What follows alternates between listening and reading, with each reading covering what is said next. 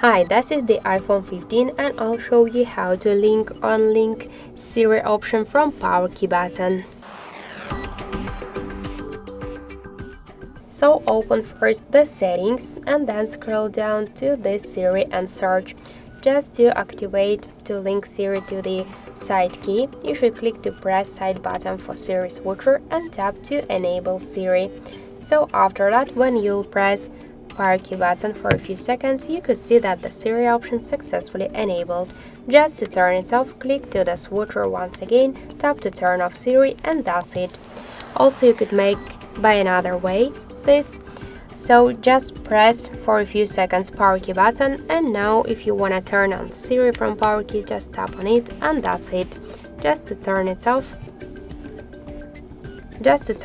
after that, go to the settings, tap to Siri and search, and turn off the switcher.